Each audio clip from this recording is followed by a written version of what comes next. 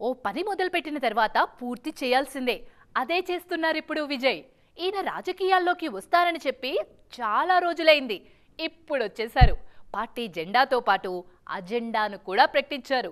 దళపతి స్పీడ్తో తమిళనాట రాజకీయం మరింత ఆసక్తికరంగా మారింది. మరి ఇకపై విజయ్ ప్లానింగ్ ఎలా ఉండబోతుంది? మిగిలిన చోట్లేమో కానీ తమిళనాడులో మాత్రం రాజకీయాల్ని సినిమా వాళ్లేలేస్తున్నారు. నాటి ఎంజీఆర్ నుండి నిన్న మొన్నటి జయలలిత వరకు అంతా సినిమా వాళ్లదే రాజ్యమక్కడ. ఇప్పుడు విజయ్ కూడా అడుగువేశారు. ఇదివరకే పార్టీ పేరు ప్రకటించిన దళపతి తాజాగా జెండాతో పాటు పార్టీ ఎజెండాను కూడా జనం ముందుకు తీసుకొచ్చారు. విజయ్ ప్రస్తుతం వరుస సినిమాలు చేస్తున్నారు. వెంకట్ ప్రభు తెరకెక్కిస్తున్న గోట్ సెప్టెంబర్ 5న విడుదల కానుంది. త్వరలోనే హెచ్ వినోద్ సినిమా మొదలుపెట్టబోతున్నారు. ఈ రెండు సినిమాల్లోనూ ఏమాత్రం పొలిటికల్ టచ్ ఉండదని తేల్చేశారు దర్శకులు. రియల్ లైఫ్ రాజకీయాలు చేస్తున్న విజయ్ రియల్ లైఫ్లో మాత్రం నో పాలిటిక్స్ అంటూ దర్శకులకి చెప్తున్నారు.